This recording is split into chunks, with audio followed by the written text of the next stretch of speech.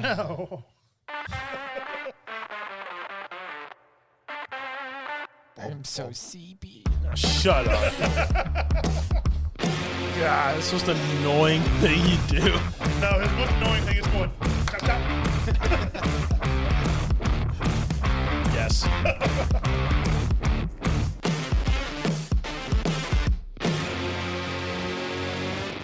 Well, hello, and welcome to Entertain This, a podcast about movies, TV show, video games, and faking energy.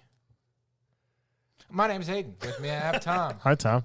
And Mitch. If you drink enough energy drinks, it just goes away. I've had way too many energy drinks. He's just tired. His heart's just beating really fast. Yeah, my body is failing me right now. I am sleep deprived, but I will be okay.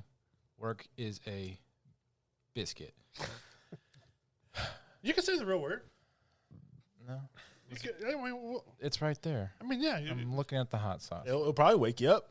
Yeah, it would. I'll probably do other things. Yeah, it'll probably kill you. We just got done doing our special Monday episode where we talked to Rax and Joey about their TV show. If you didn't catch that, feel free to go back one, listen to it. They're funny guys. They have funny ideas, and their show is good. And we hope you share the love. They're good people. Good people. Check out their show. Check it out. Catch me outside. How about that? All right. I had 4 punishments to review. Yeah, you did. But dude, and I have watched them. I have notes, and Mitch and Tom have both blessed off on me postponing our episode. Or we're going to do a whole episode on these punishment reviews, and they agreed to let me postpone until next week because I am so sleepy. So we're going to let you fumble through news and reviews instead. Yeah, that's part of the podcast. But before that happens, Oh yeah, social media. Mitch. Well, Do it in Spanish. if you go to siete5.com, I don't know. Entertaino This at podcast.com. Oh, now you're just being offensive. Well, entertainthispodcast.com, which will take you to our Facebook group and page. Then you can also go to our Twitter /X at this entertain. X-Force. Then you can go to our Instagram, which is entertain.this. And then we have our YouTube and TikTok at entertain this ! And then we also have our Planet X network on Pod Nation. Does it technically make us X-Men? Sure, why Makes not? us double X-Men. Triple. Oh, We don't even be those kind of men. baseline intensifies. No. Brown. Yo, man, yo. All right. There's our social media. All right. Ooh, no, Stop. that's no. Put the shirt back on. Please button back up. Yeah. Anyways. He still hasn't buttoned it. I know. He's just. Welcome to the movies. Enjoy the show. Enjoy this guy. I still feel like it's almost just like we have our guest Hayden. Oh, that's the movie. What you got, Hayden? The Last Voyage of the Demeter. Demeter. Sure. Dementor. I saw it 3 weeks ago in Mississippi. Mississippi. And there was a whole lot of Mississippians like, what the hell's going on? What? If you ain't ever been to Mississippi, go home, pee in your toilet, and Well, get in there with it. Why don't they just shoot that Batman-looking thing? But That's now, the devil. it wasn't that bad, but it was pretty bad. So the premise is that Demeter is a boat that a bunch of people are going to London from Transylvania, and they got Dracula on it for 2 hours.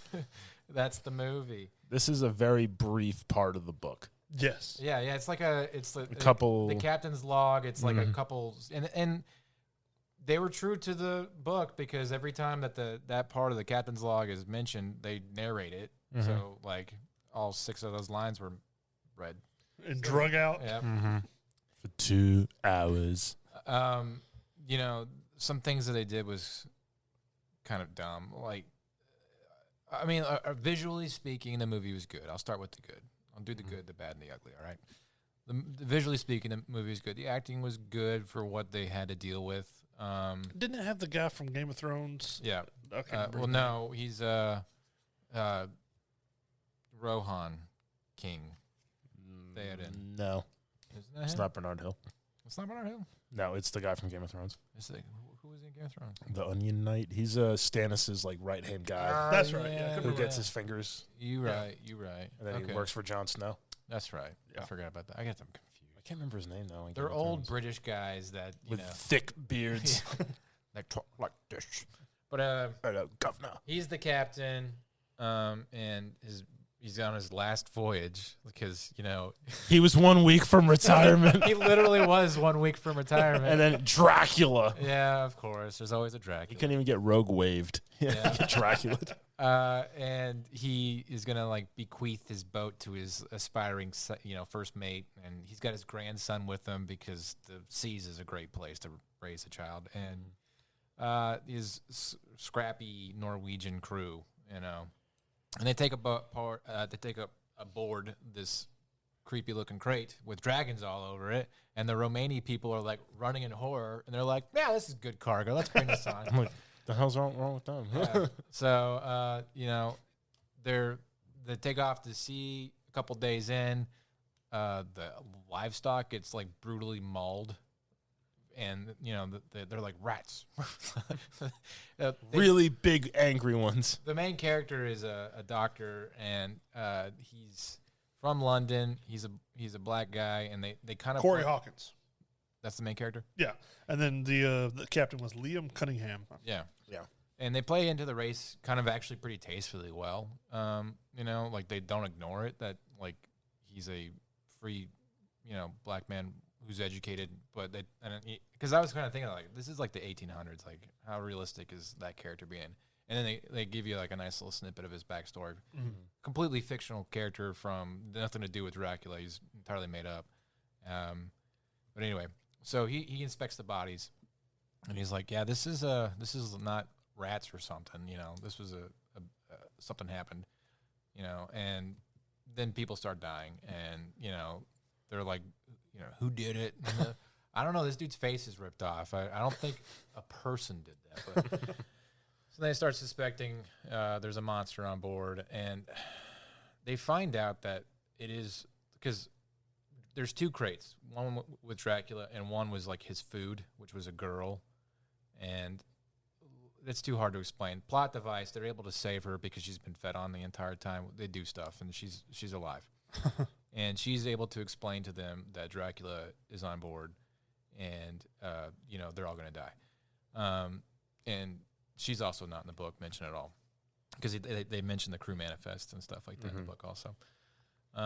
So she's, coaching them on how to deal with Dracula. But she doesn't ever say, Stab in the heart with a spike during the daytime. during the daytime. They just oh, we're safe in the daytime, tra-la-la. And then at the nighttime, let's all Every man for himself. let's all split off and be alone. And investigate strange noises. Yes, that's exactly what happened. It's all the horror movie tropes that everybody does. They did it, for 2 hours. So why don't they try to find Dracula during the day? They just ignore that fact, It's just he only attacks at night. And what's he doing during the daytime? He's probably sleeping. Yeah, we don't want to wake them up. We'll be right back. Ever wondered what a rhythm-based stealth game with dinosaurs might look like? Or a farming sim in space with zombies? Welcome to the Gaming Blender podcast. I'm Matt, and with my co-host Scott, we take a random game genre and random game mechanics, blend them all up, and pitch wild, totally hypothetical games you've never heard of, and maybe shouldn't. New episodes every other week. Hit play and unleash your inner game dev. No coding required. Search the Gaming Blender on your favorite podcast app now.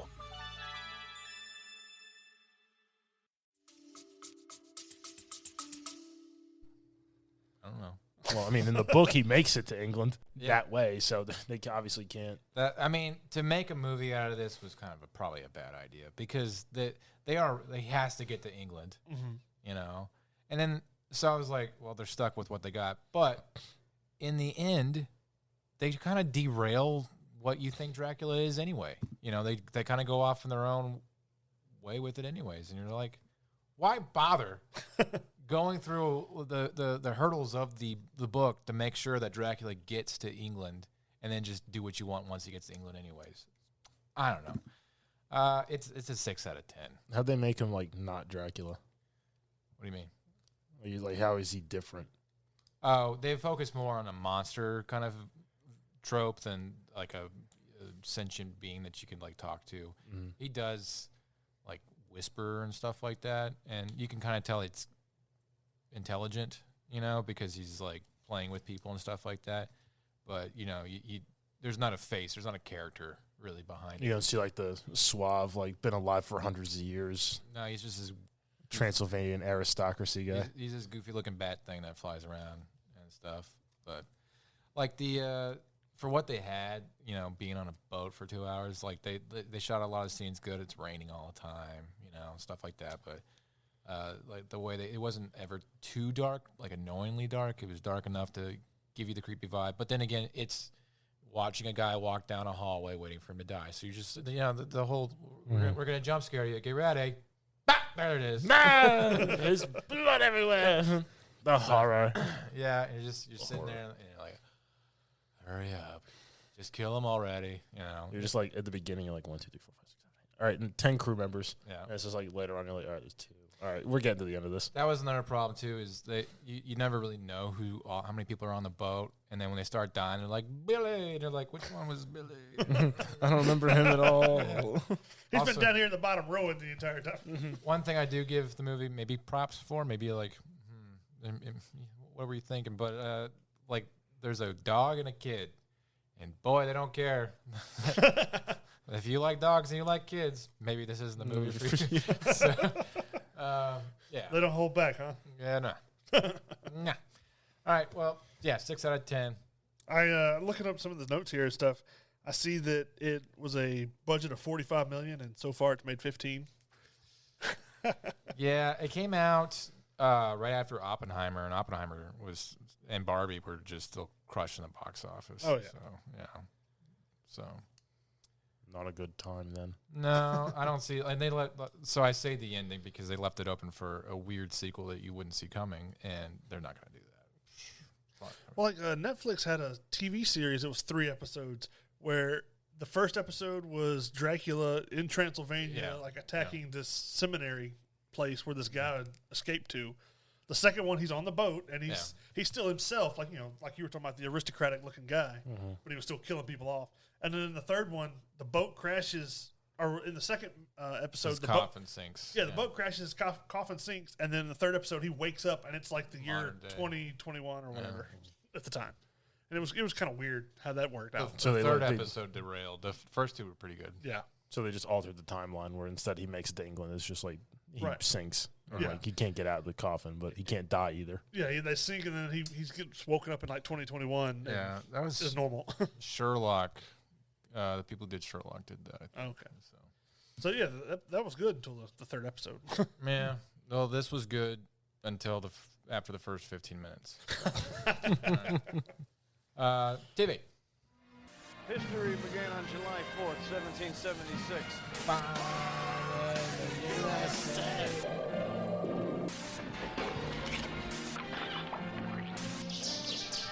Stay thirsty, my friends. So I watched the show. Did you know? I did. Called Twisted Metal. Oh. And I've actually heard some pretty good things about it. well, I was gonna say to begin with, until you kind of understand the humor that they're going with, it's kind of a weird watch. But as it goes along, it does get better. I feel like I grew to like it towards like middle to end of the season. I liked it a lot better than I did the beginning.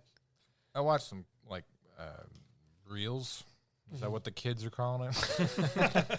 Yeah, I The watched snippets, Yeah. the vines. I watched some reels and they showed what's the clown's name? Sweet Tooth. Yeah, I watched some of his gags and stuff, and I was like, I think if I saw more of the scene, I would find it funny. But it just like it had like kind of slapstick humor. He's meant to be creepy. Yeah. But basically, the show takes a liberty with the premise of like car battle royals. You have to. And in this, basically, all the cities at the time have like civilization has collapsed, and the different cities have walled themselves off, and everything in between is basically wildlands where anything goes. Like Judge Dredd. Pretty much, yeah. Or Skynet. But then you have guys like Anthony Mackie, who he's called John Doe, and he drives and delivers stuff from city to city. You know, and he lives outside the walls, but they pay him or give him gas and food and ammo. What do they call him? Because it's always like the courier, the mailman, the postman, the mailman. Okay, yep, they're a mailman. That's your level of intelligence. Mailman, postman, courier. All right, They're the mailman. it's a mailman. And it's like that. It's the meme like Winnie the Pooh where he says that he gets progressively fancier. he's like wearing a 3-piece suit. But yeah, he's the mailman. He drives back and forth delivering stuff. What's the girl in the original Scream? What's that actor? Let's see. Nev Campbell. Yes, Nev Campbell. She basically runs San Francisco's little slice of heaven or whatever. Rice-A-Roni. Yeah. The San Francisco treat. Basically, she runs that city, and she's offered to let him come inside the city walls and live a normal life, peacefully and stuff, as long as he goes all the way to Chicago, which for him and the people around there, nobody goes east of the Rockies. It's bad. And they haven't really revealed a whole lot why. It's bad out there. Okay. There's something called like a Watkins storm, which basically it's like this rainbow color lightning that comes out and is like lots of lightning because some kind of nuclear power plant or something like that. Watkins?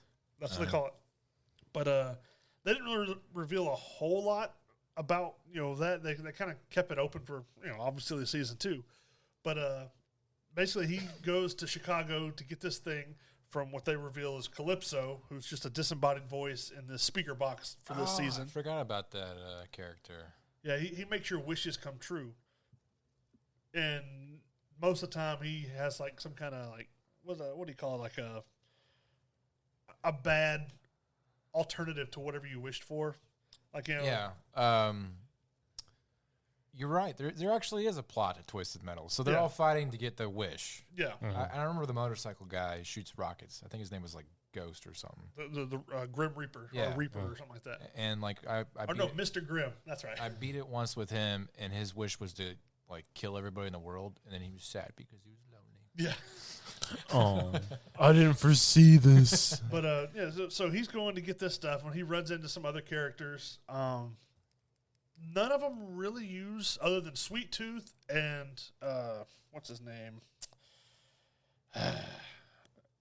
No, Agent Stone. Other than those two, they're really the only ones that use their name until the very end of the movie or end of the show. Everyone else is just they have a name, but it's not like the Twisted Metal name until towards the end of the show. Mm-hmm. But you meet the Twister, which is the like IndyCar driver. That's a girl. They end up. I'll go ahead and kind of spoil this part. John Doe ends up making the car called Roadkill, where basically it's like a Mad Max looking, Mustang looking thing.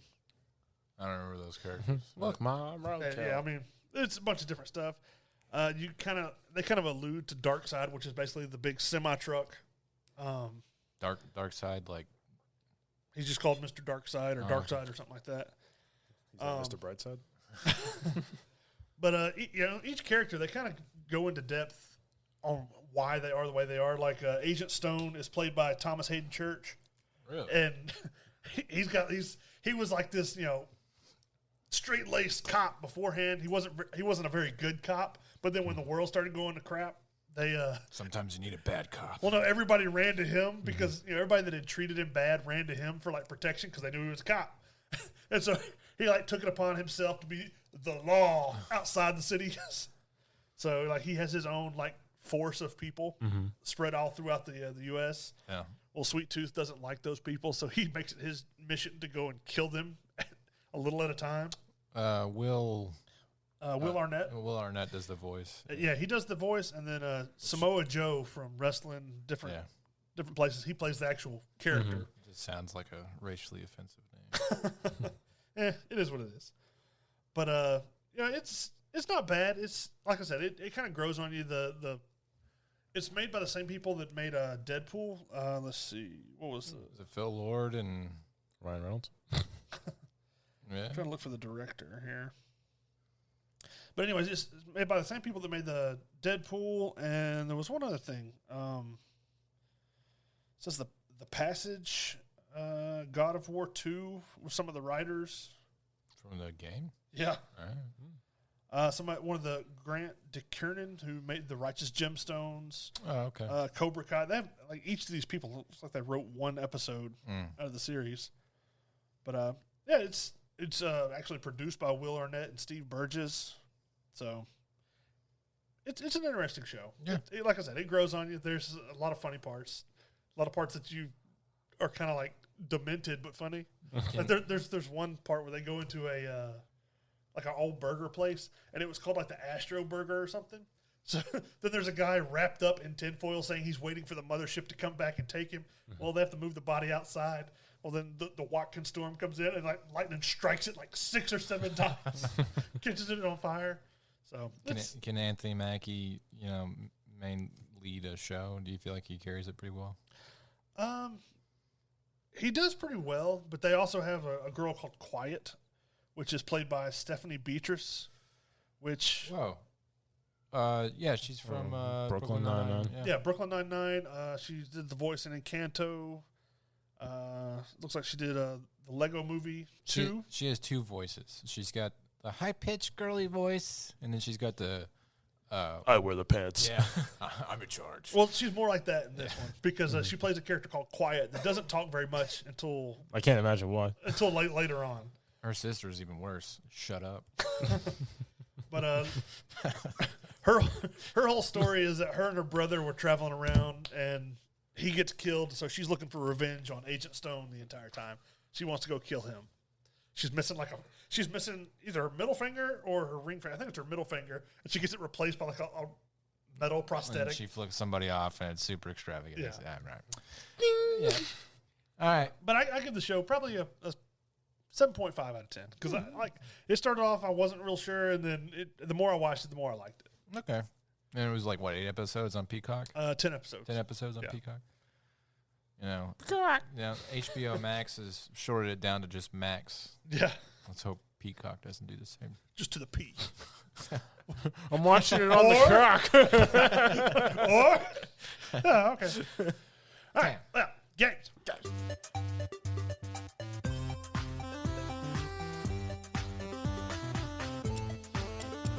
I can't recognize this song. He's too tired to recognize. 8-bit trivia. So we need to play that again. Yes. I played Age of Empires IV 4. Ivory. Say IV. That's on Game Pass? It just came out on Game Pass on the 22nd of this month. Yeah. I didn't care for it. That's a strategy. It is a role-playing game. real-time strategy game. Yeah. So I think there's, from other videos I'd seen about it, just for like the ranked stuff that they did, that apparently was very popular. Yeah. It's been quite some time since the last one. Yeah. And apparently their release times are almost like borderline like Skyrim, Really? like the Elder Scrolls. Yeah. Decades. Well, I don't know about decades, but I just the problem with RTS is when you make the game and it's a top-down unit controlling kind of thing. There's not much you can really do to like sequel it and make it better for another game. It's just going to be better graphics and add-ons. Yeah, but Like you can be these guys now. yeah. Oh, that sounds like DLCs. Exactly. It would just be an ever-revolving game, like Total War. How far did you get into it? I did like a couple of the missions because you start out in the Middle Ages and then you can advance into the Renaissance, and there's the different civilizations: the English, the Chinese, the Mongols, the Delhi Sultanate, the French. No. I refuse to play as the French. The Abbasid dynasty, the Holy Roman Empire, and Rus. The French's secret technique is to retreat. It's like there's no fight button; it just says surrender. Mitch, you want to take a shot in the dark who Tom played as? If you're listening. I wasn't paying attention. English. Yeah. English. Yep. Oh yeah, that makes sense. There's campaigns. There's 4 single-player campaigns. Oh. You have the Normans, the Norman conquest of England, the 100 Years' War, the Mongol Empire, the expansion, the rise of Moscow. Can you build a? It's kind of like a. Great It Wall? reminds me of Warcraft 2, Yeah. but I mean, obviously, those were singular units. Like it was a single person that you So, did like- moved. But a lot of it's mining resources, collecting resources, building, And it's like exploring, opening your Bronze map. Age is where you start out at. Yeah, pretty much. Like it's like medieval, like the Middle Ages, like the triple digits before they made it to 10 something. Before you discover the printing press, And next is the nukes. Industrial Revolution. I mean, it's the graphics aren't bad. I mean, it plays pretty well. The controls are semi-convoluted. Just because it's like you hit and hold, and it opens up a wheel, and then you got to hold something else, and that opens up a new wheel, and then you accidentally like hit something, and then you open up a whole different menu, and you don't know what the hell you're even looking at. RTSs for console is not a good mix. I think because there's an option for this game where you can hook up mouse and keyboard and play it that way through an Xbox, which is like everybody's like, you might as well just download it on PC and just play it normally, and it would probably work better. But I mean, it's not bad. You can only advance your civilization like a couple of tiers. I think like up to 4. Yeah, where it's like you go from like the early ages like to whatever ages, and then like the Renaissance. they'll probably have an expansion where you can go to like I don't know The moon. Yeah, I don't know, Civil War era or something like that. So I don't know. I mean, they make like all these weird video games, and like I always feel like this genre. Like Lord of the Rings had their own, like Battle for Middle Earth. Yep. Which I thought, I mean, those games did really good. They only made 2. Yeah. And I think they did 1 DLC. Okay. But I think that would be, I mean, Halo had what? Halo Wars? Yeah, we wanted to. Which I don't think were that good. I don't even think I ever played. I didn't play them. They either. got a cult following, but RTSs are a very niche group. So because all it is resource management. So and when it gets old pretty quick because you're just you're crunching the stats in your head the entire time. And you're just I don't want to do math. Or then like in like Warcraft 2, like if you knew the cheats to get like unlimited gold or unlimited wood, or not like it would be like plus 10,000 just. Like, because the command used to be glittering prizes for gold. Yeah. And like I used to be able to type it so fast out of muscle memory from playing Warcraft 2. I'm with StarCraft. I love StarCraft. I wish they'd bring back Warcraft like 2 and StarCraft or something to the console. I'm sure there's. I don't want to play consoles. No, I haven't seen it on consoles. Or at least But that's Blizzard, and the buyout finalizes in October. So, yeah. So, game's not bad. It's on the Game Pass, free. That there Game Pass, man. Man, check it out, man. Yo. I think for a punishment, we should make Tom play the Texas Chainsaw Massacre game. I saw it on there, and I was just like, "What is this?" I was like, because for a second I was like, "Is that the movie poster from like the original from like 1975?" Are you a survivor or are you the chainsaw guy? I don't know. I just know it's a horror game, and Tom hates horror. Yeah, that's true. It's very odd. Download the Spider Edition. New. All right. Well, I guess that's Vigi Games. We're moving on to news. Vigi. Video games. Emotional. Damn. Oh, hold on. Let me get them ready. You got stuff. In the world of news. For movies, we have a sequel to the ever-famous Chicken Run. Chicken They're making a Sprint? sequel to that? Yep. Is it just called Chicken Run 2? It's called Chicken Run, Dawn of the Nugget. When did Chicken Run? I It's an old movie. It's a bizarre movie to have. Claymation-y. It was claymation? Yep. Like literally like It's clay. the dudes who did Wallace and Gromit Be. and Shaun the Sheep and stuff like that. They finally cranked out the sequel coming to Netflix on October 14th. No, December 15th. I guess it's in festival on October 14th. Mel Gibson will not return as the role of Rocky. Who would have guessed? And the synopsis is, after successfully escaping from Tweety's farm in a daring and risky manner, Ginger has discovered her ideal place, an idyllic island bird sanctuary for chickens. where that's not a sanctuary, that's a meat grinder. Anyways, the entire flock can live in harmony without any risk from humans. With the arrival of Ginger and Rocky's new daughter, Molly, it appears that Ginger's fairy tale ending has finally come true. However, the entire chicken population is now confronted with a menacing new danger on the mainland. Determined to safeguard their freedom, even if it means endangering it, Ginger and her team are determined to break in. There you go. Because wasn't the original one like a heist movie? I don't know. I think. I don't know. It's been so long I since I've think seen it was more like a escape movie. Yeah. Yeah, Prison Break kind of thing. Yeah. Yeah. It was fun. I remember being kind of fun. I like the part where the rats are like, stick your head between your legs and kiss your butt goodbye. Like they're going through like the like what happens if your plane crashes and stuff. So it's got Thandie Newton, Zachary Levi, Bella Ramsey. Yes, and a bunch of other names. Yes. When they start getting to a bunch of consonants, I give up. Yeah, well, we'll see. That might be something fun for the kids. Netflix is crushing it for the end of the year because also coming out is Rebel Moon Part 1, A Child of Fire. And they just released a 3-minute trailer for that. The trailer actually looks pretty cool. Have you seen it? Yeah. It's actually a really pretty trailer. It looks pretty cool. So I like somebody else was talking about this on social media, but I like how their lightsabers that they have kind of thing. Yeah, I mean, it leaves like a light trail behind it because it's like they're actually hot. The original concept was Zack Snyder's like attempt at a Star Wars movie, because he was tapped for doing one at some point, and then at some point, and then they said nah, and he was like, fine, I'll do my own thing. And you can kind of see like the bones of a Star Wars movie in there somewhere. You know, there's a lot of similarities and whatnot, but it's really pretty. You know, it's got a lot of people in the cast. Charlie Hunnam's one of them. Charlie Hunnam, Sofia Boutella, and she was the mummy from the Tom Cruise Mummy movie. Digimon Hansu, Ray Fisher, Jenna Malone, Ed Skrein, and Anthony Hopkins, who plays a robot. So, yeah, he narrates most of the trailer. And yeah, it looks good. It's part 1 comes out December 22nd this year. The budget is $166 million for both part 1 and part 2. Part 2 comes out in like April. Yeah. So, and that one's going to be called The Scargiver.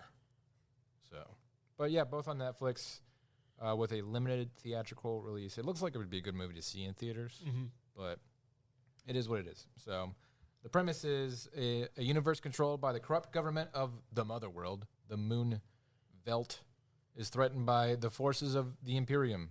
The army of the Mother World, controlled by Regent Balisarius Cora, a former member of the Imperium who seeks redemption for her past in the leadership of the oppressive government, tasks herself to recruit warriors from across the galaxy to make a stand against the Mother World's forces before they return to the planet. I'm pretty sure if you just got rid of all the proper nouns and injected like Star Wars terminology, boom, that's your Star Wars movie. Yeah. She used to work for the Emperor. Yeah. So, but yeah, it does look good. It's really pretty. It's all over YouTube. Check it out. Movies, done. That was movies. I know. Movies, done. Oh, I thought you said movies, Tom. TV. It's like, TV, you have the One Piece That looks so dumb. live action that's coming to Netflix. Boo. But they said that they actually got the original Japanese cast to voice them in the Japanese dub version. Rick and Morty season 7 has an official premiere date of October 15th. Yeah, they're marketing it without Christopher or Justin Roiland. Like, you know, like nobody's holding back on that. Like they're just like, without him, yay, we're awesome. We fired him finally.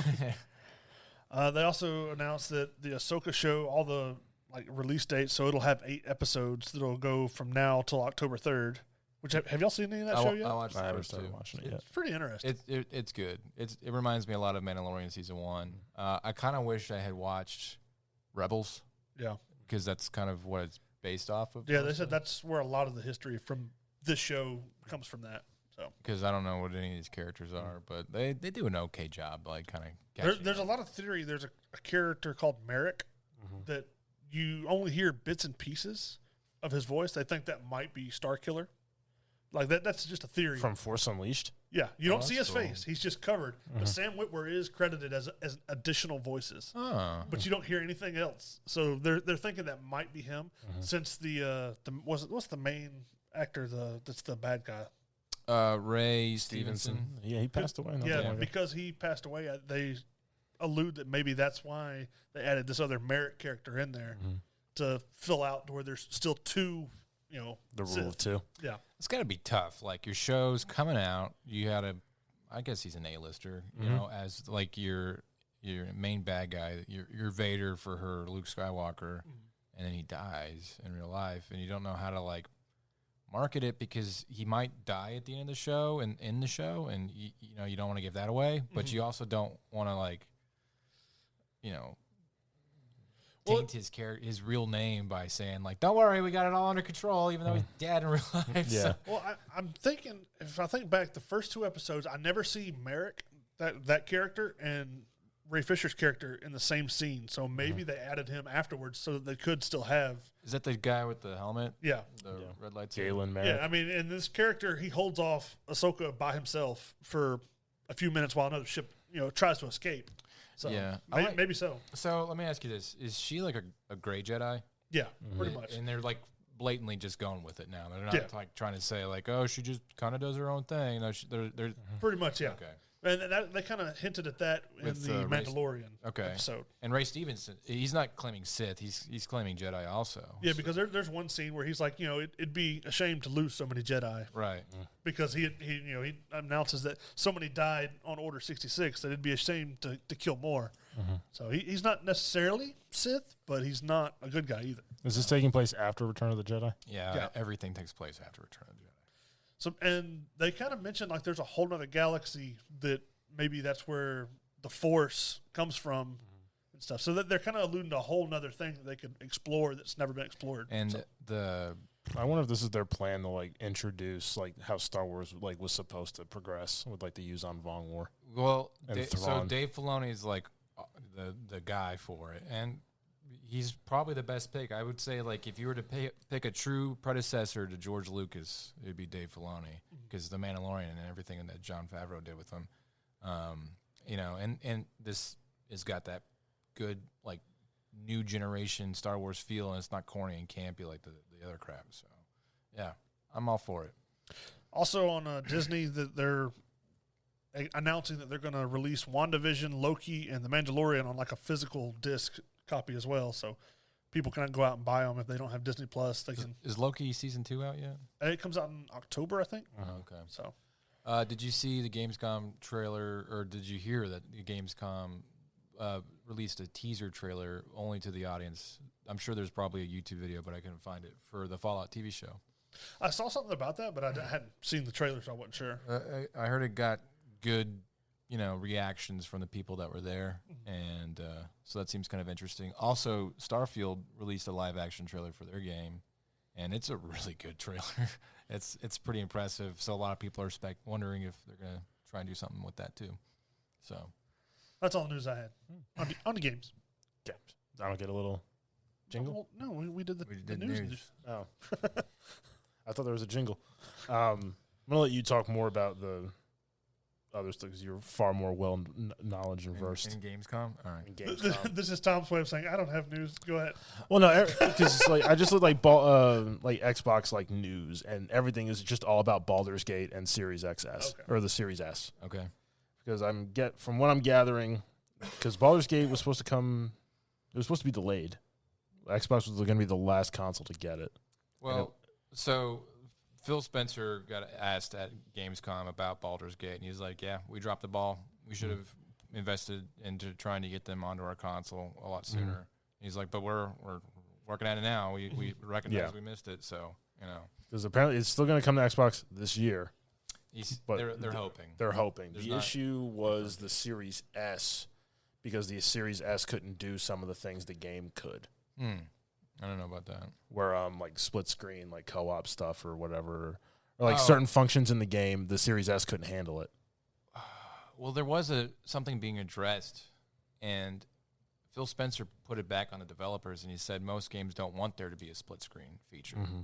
You know, they think it ruins their image, and it's their decision because they're the game publishers, the designers or whatever. So, you know, I don't know if that's about Baldur's Gate specifically, but I think it was about Baldur's Gate specifically. So, because the feature they were having an extremely hard time replicating was the local split screen co-op for the game, which was present on all the other console versions. okay, well, But I think this is what's revealing. Like, there's a lot of faults with the Series S because it's the cheaper, not as powerful version of the X. They got a new one coming out, don't they? The black version of the Series S. It's supposed to. I don't know if it has any better performance, but I know it's got a bigger. I don't even know why they bothered with the Series S. It's a cheaper alternative. It's like, what, $200 cheaper, but you don't have the Performance. The performance is less. There's no disk drive. No. Well, isn't there a disk drive? I can't remember. I don't think so. No, there was no disk drive for this one. Mm. And also, they're not going to change any of the prices for the rest of the run for these consoles. They're not going to go down. Like how over time, like Xbox 360 was like $400, and like next year was like, all right, $350. It was like $300, and it's like, all right, what do you got in your pocket?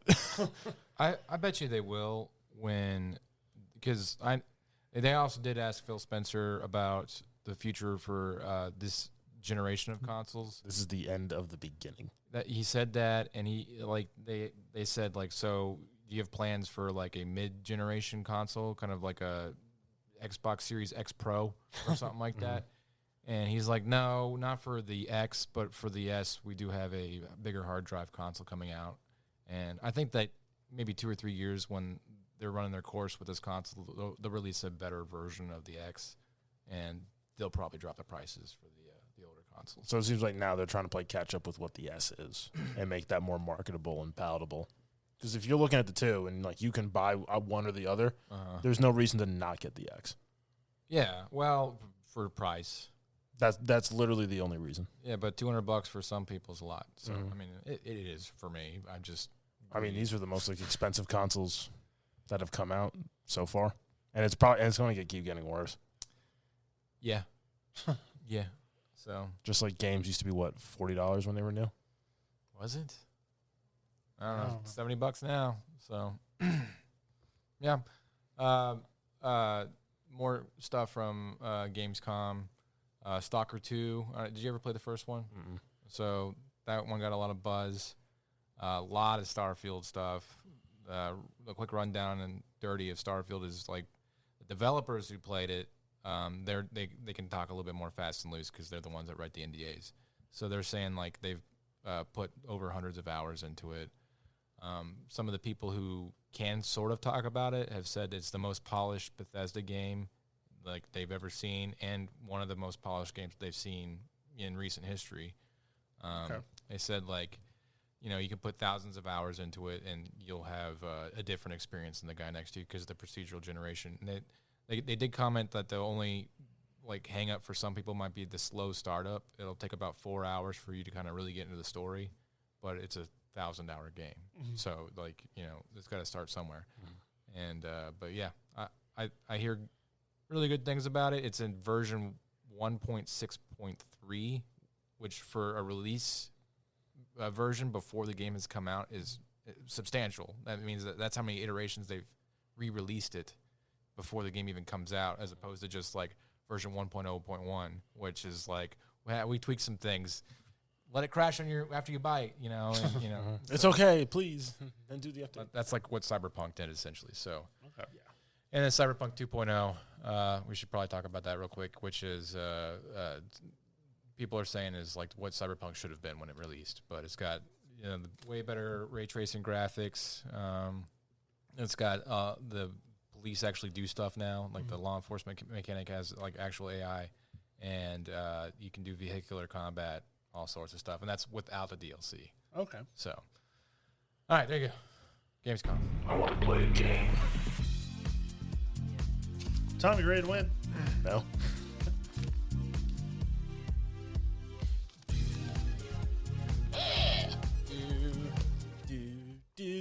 All right, so because of Starfield, I really wanted to do the history of RPG trivia.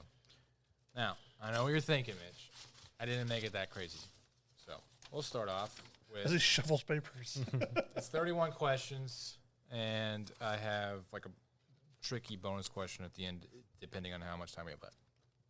All right, question number 1. RPGs were coined from a tabletop genre... Role-playing games. No. A tabletop genre originally known as... Dungeons and Dragons? A tabletop genre originally known as... the genre of the game, which RPGs originally came out of. Dungeon crawling? Nope. We've had people on this podcast talking about this. Going once, going twice. War games. Oh. War games? Yeah. Oh, okay. I got a little tidbits of trivia that just for the, peace of mind. According to RPG designer John Wick, that is his real name, chess can be turned into a role-playing game if chess pieces such as the king, queen, rooks, knights, whatever, are given names, and decisions are made based on their motivations. Boom, RPG. All right, question number 2. Dungeons & Dragons, the Mac Daddy of all RPGs, was originally created from the specific war game known as...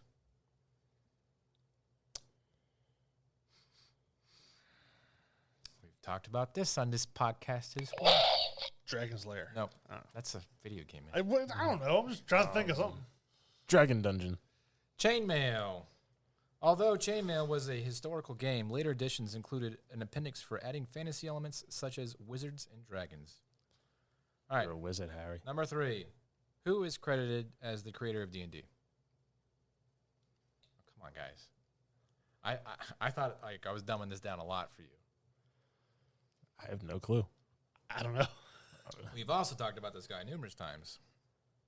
All right, going once, You going say twice. we. I feel like it was more of you. Gary Gygax. Okay. Yeah, we remember that name. No, I don't remember that name. Dungeons & Dragons was published in 1974 by Gygax's TSR, which marketed the game as a niche product. Gygax expected to sell about 50,000 copies. All right, number 4. According to the Guinness World Records, the first computer RPG is listed as what? The Oregon Trail? No. It was in 1974, developed by the Southern Illinois University.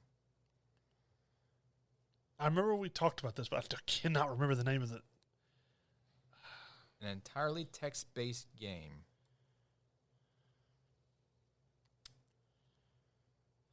Isn't this the one that had Tom Hanks was like? I don't know. That was Dungeons and Dragons.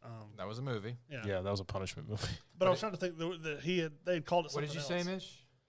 What did you say? Dungeons and Dragons. Ah, there you go. Oh, hey. Let me get a pen. Yay! Oh, over there. We're question number 4, and somebody finally scores a point. Good job, Mitch. All right, 1 point for Mitch. Okay. Question number 5. Akalebeth, World of Doom, was considered the first published video game RPG and was released in what year? 1980. Yes, Tom. You should have let him finish so I could guess. I gave you 1. He gets 1. All right, 1-1. That makes us even again. Yeah, by the way, that game was developed by a high school student, Richard Garrett, for fun. And the game used elements of the pen and paper version and brought them to the computer platform. Boom, video game. All right, number 6. Ars Magica, a 1988 game, idealized character customization over combat and influenced this famous gothic horror tabletop game. Gothic horror tabletop game. I'll give you another hint. This tabletop game inevitably influenced a console video game from this generation or last generation. It was a success that spawned a number of spin-offs which were brought together as the World of Darkness. The game was called... Castlevania. I don't No. know. Vampire the Masquerade. Oh, okay. Okay. All right. This 1986 Tolkien-esque tabletop game spawned multiple video games, countless books, movies, and a soon-to-come TV show spinoff set in the far future.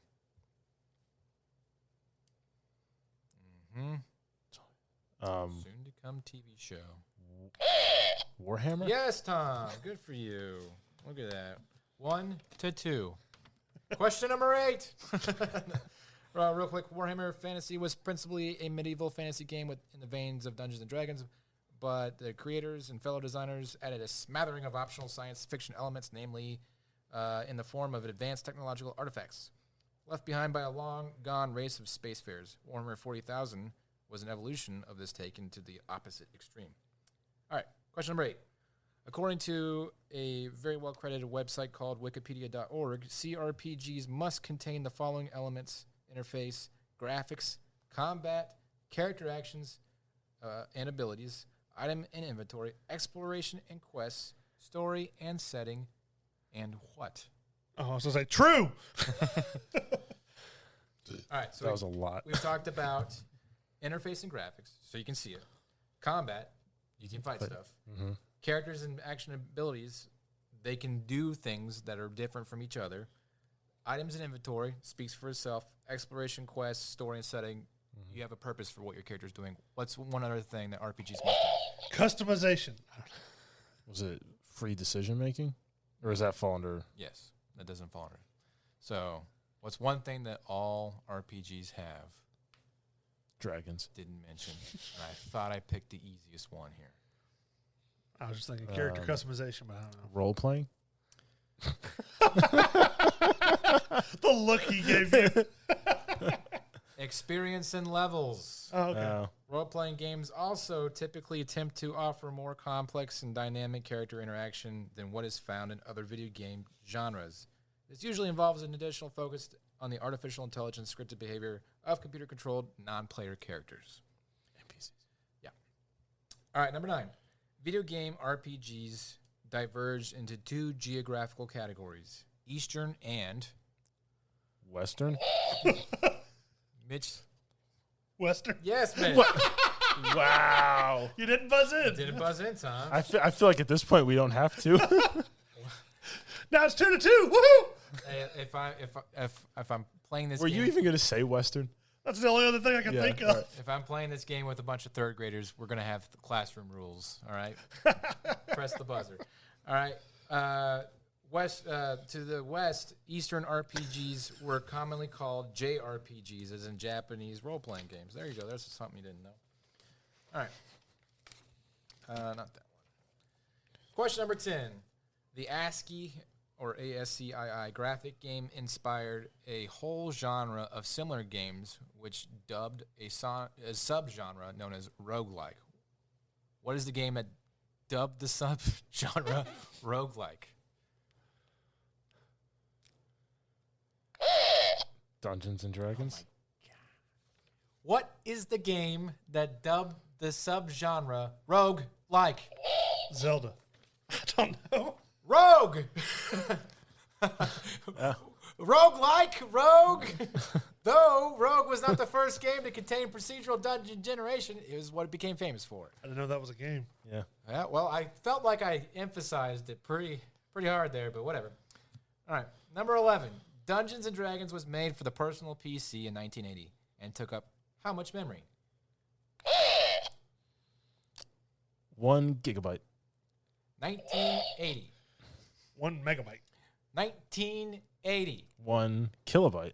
Higher. 2 kilobytes. More. 5 kilobytes. Keep going. 10 kilobytes. Nope. 11 kilobytes. 15. 100 kilobytes. 100. 15. 16 kilobytes. Yes, Mitch. 16 kilobytes. I told you I was doing RPG history. You could at least read the Wikipedia page. I thought you meant like RPG video games. Yeah, I'm getting to it. Yeah, you're talking about stuff from the 80s. Yeah, that's an RPG video game. The history of the RPG. That's what I said. All right, number 12. This, this is actually pretty interesting. 16K includes the limited word parser command line, character generation, a store to purchase equipment, combat traps to solve, and a dungeon to explore.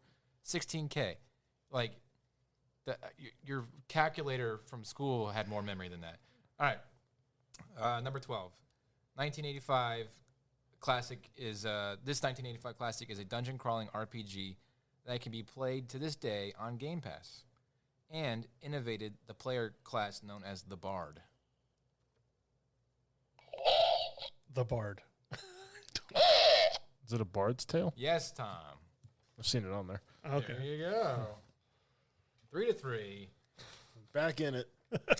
The Bard's Tale, whose magical songs function like long-lasting spells and affected the player's party in various ways, such as strengthening their armor or increasing their attack speed. So the Bard class wasn't really determined until that game came along. Number 13, this 1997 isometric top-down RPG became arguably the most popular RPG of the 90s, developed by Blizzard. Wah. StarCraft. No. World of Warcraft. No. Top-down isometric RPG. I thought World of Warcraft's not top down. Diablo. Yes. Damn. Good job, Mitch. I was thinking World of Warcraft's not top down, or is that behind like third person? World of Warcraft is like third person, but the first Warcrafts were top down. Yes. Yeah. Okay. When they say isometric, yeah, it all applies. I should have probably put in like single player or single unit. That applies to those games. Diablo, as of April 8th, 2020, the series has sold nearly 100 million copies worldwide. There you go. All right. And then this 1997 post-apocalyptic game was developed by Interplay Productions, which would eventually be sold to Bethesda Softworks. Wah. This is louder. The Elder Scrolls. No. Fallout. Yes. Oh. Post-apocalyptic. You said Bethesda, and I was like, oh. Yeah, Elder Scrolls. if you listen to other keywords. I can only process one at a time. Fallout, the game was developed with the Steve Jackson's Games tabletop engine rules until Steve Jackson objected to all the violence. So the classic special customization scheme. I don't know if you ever played the Fallout games. You level up your characters with the special thing. Well, anyways, they came up with that like off the cuff with that. All right. Bokosuka Wars was a JRPG that was originally made for the Sharp X1 computer system and ported to this famous console. Sega. No.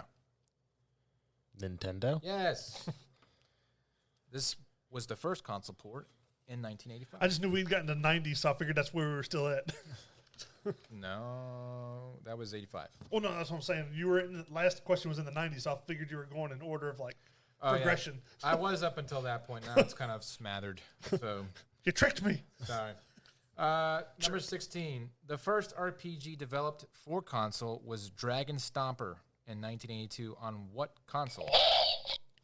Atari. Yeah, Atari 26. All right. It is 5-5. The game required the use of the Starpath Supercharger, which connected the Atari 2600 in order for it to read a cassette tape. There you go. Huh. Which Elder Scrolls game was the first one to have 3D graphics? Wah. First one of 3D graphics. Morrowind? No. The third one. No. Daggerfall? No. The fourth one. No. Well, it can't be Oblivion. Is it Oblivion? Nope. It's not Oblivion. 1994. Is it Dungeon? Close. Or Elder Scrolls 2. Nope. Dungeon Fighter? Nope. Dungeon Warrior? You're change the word dungeon. Dragon Warrior. No. The Gladiator? Close. I know what you're talking about. Damn it, what is the name of that game? All right. The game was Elder Scrolls Arena. Oh, Arena. This game is played from the first-person perspective. Melee combat is performed by right-clicking the mouse and dragging the cursor across the screen to attack as if swinging a weapon. That would be the lamest way to play. This was also the first Bethesda game Todd Howard worked on. All right, TSR in 1988 was dissatisfied with other game companies' use of the D&D game mechanic and transferred its rights to this now famous game company, which created the game Baldur's Gate. What was that game company? I don't know, but I can look it up. Famous game company. There's a Activision. lot. Activision. No. Blizzard. No. Bethesda. No.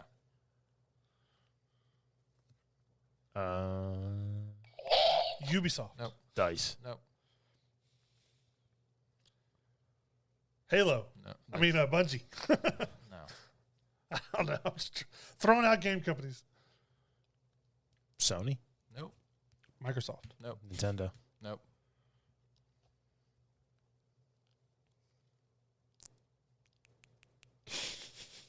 I don't know. The game company was called BioWare. Oh, BioWare. Yeah, that was my next guess. Yeah, it was on the tip of my tongue. The original Baldur's Gate continues to be referenced as a point of inspiration in modern role-playing games and is often cited as one of the best video games ever made. All right, number 19. In this 1986 famous JRPG created for the Nintendo Entertainment System with Dragon Ball Z artist Akira...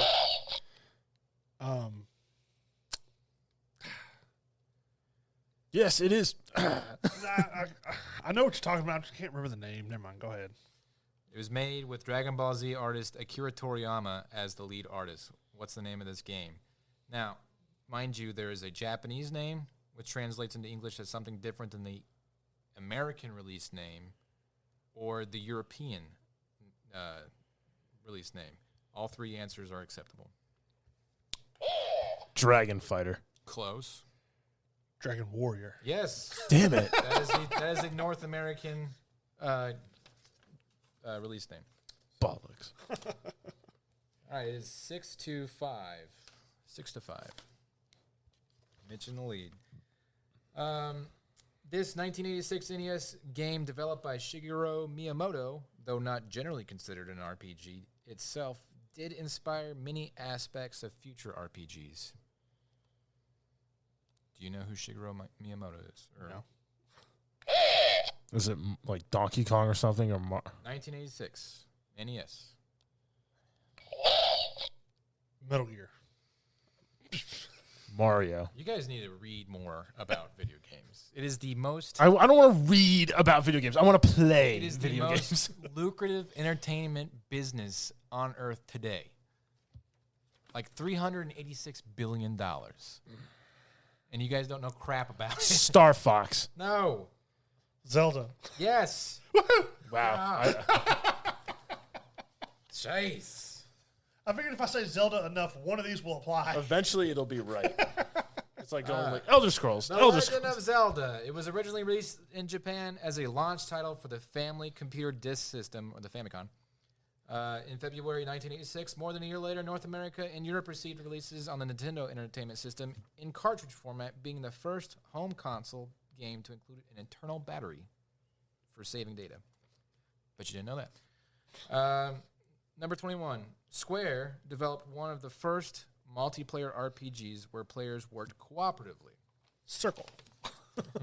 What was the name of that game? First RPGs with multiplayer. Gauntlet. Nope. Doom. Nope. Square. Do we know what game Square makes? No. I should have really done this down. I thought you guys knew at least like a fraction of this stuff. No, I've never researched anything about them. All right. Well, the direct translation of the game is called Secret of Mana, but they released it as Final Fantasy in North America. Oh. Final Fantasy Adventure. So, all right. Number 22. There's also Mystic Quest in Europe. I don't know why they went that route. But number 22. Multi-user dungeons spawned a genre where the legwork of MMOs were being created. The multi-user dungeons were known as what? Dungeon crawlers. No. Raids. No. Multi-user dungeons. They were known Muds. Yes. Good job, Tom. Are you kidding me? That's the dumbest I thing. know. Because he kept going, multi-user dungeon. I'm basically writing it down on a piece of paper and handing it to you at this point. MUDs combine the elements of role-playing games, hack and slash, player versus player, interactive fiction, and online chat. All right, this 2001 MMORPG had over 300 million accounts and was was famous for being for free. World of Warcraft. For free. Oh, I thought it was to begin with. Eve? No. RuneScape? Yes, Tom. Oh. Yes. It had the most accounts ever made for an MMO. Mm-hmm. But you didn't know that. All right. Tom's winning by 1 now. Okay. This 2004 MMORPG was set in an already pre-existing World of Warcraft. Yes, Tom. All right. This 2003 CCP developed MMORPG. Players can participate in a number of in-game professions and activities, including mining. Mitch. You weren't even close to being first. Mitch. Minecraft. Eve? Yes. I don't know. Eve Online or whatever. All right. I mean, I totally expect you to win this, regardless. So, Okay. By the way, World of Warcraft, it has 9 major expansions, with the most recent in 2022. In EVE Online, the in-game currency is ISK, Interstellar Credits, which is also the currency code for the Icelandic krona, the real-world currency of Iceland, where EVE Online Development Studios is located, so you can transfer your money for real money in the game. All right, this 2009 action RPG developed by From Software, which is famous... Dark Souls. No. Which is famous for its difficulty. Bloodborne. No. Demon Slayer? No. Not Demon Slayer. Demon Souls. Yes, Mitch. Oh, damn it. Just throw out words. Yeah. Tom, say more words so I can get the answer. Demon Souls, the difficulty aspect proved demanding for the creator Miyazaki, partly because of his fear that Sony would ask the team to lower the difficulty in order to make the game more accessible. He said, screw you. This 1996 handheld RPG published... Pokemon. Yes, Mitch. Pokemon. I just figured 1996 handheld RPG. Sure, why not? Digimon. Oh. This Pokemon, the first game, Red, Green, and Blue, sold the most copies, earning 31.38 million. I think that's how many copies they sold. Yeah. All right. This 2001 action role-playing game is worth $1.2 billion and is the 5th named game in the franchise. Morrowind? No. 2011. Oh, I thought you said, Skyrim. Yes. Oh, I thought you said 2001. that's what I thought. Maybe I misspoke.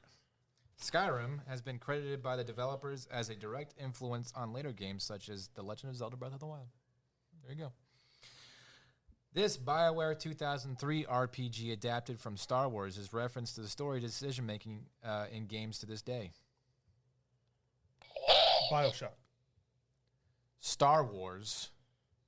I thought you said it was influenced from Star Wars. No, adapted from Star Wars is reference to story decision.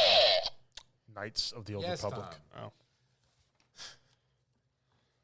I thought you were saying like it was influenced by a Star Wars game. Adapted. Taken from. Interesting fact, LucasArts proposed a game tied to the Star Wars film, Star Wars Episode 2, Attack of the Clones, or a game set thousands of years before the prequels. You can guess which one they chose. All right, number 30. This 2015 action RPG is the most selling action RPG and third best selling RPG of all time. 2015? Fallout 3. No. That was like 2012. Fallout 4. No. And this is number 1? 1 for action RPGs. 3 for RPGs overall. It's not a re-release of Skyrim, is it? Nope. Okay. What came out in 2015? That was this big.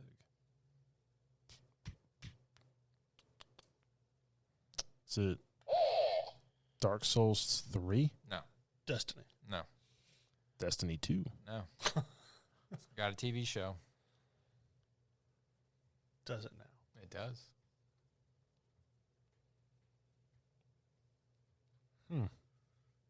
TV show is on Netflix. The Witcher. Yes, Mitch. Oh, it's The Witcher 3 Wild Hunt. Yeah, The Witcher. Damn. All right. So we're Tom is winning by 2. I've got my bonus. Mitch double checking.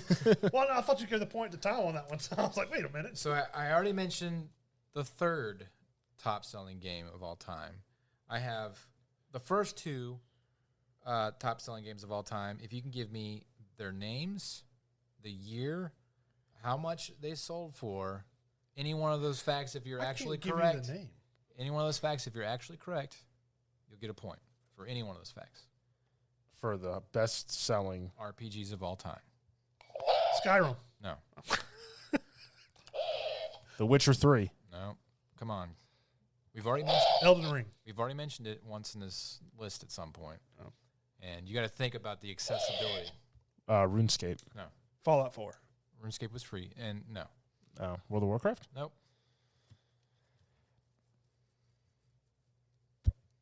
I'll give you a hint. It's not an online game. Dungeons and Dragons? No. Zelda. Nope. Warhammer. The first #1 selling RPG of all time came out in the year 1996. Legend of Zelda? Nope, that was 1996. Pokemon? Yes. Which one? Red. Okay, that's a point. Point for Tom. Or blue or green. All right. Surprisingly, I don't know why yellow wasn't one of them. It is. Yellow? But you get 1 point for like the old school Pokemon. Okay, now you still have, for the #1, you still have the amount of money that it made. Or you can move on to #2 and see if you can get lucky with that.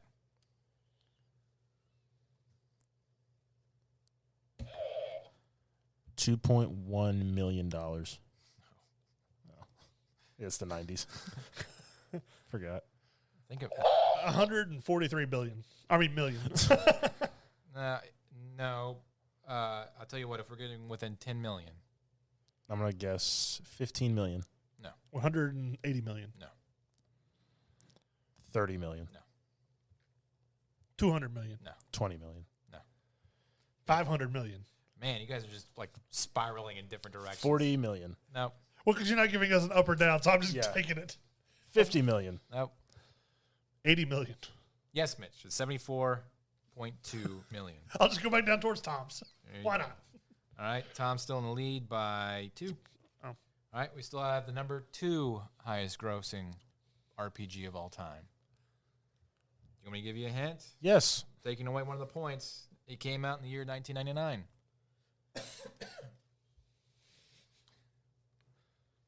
1999.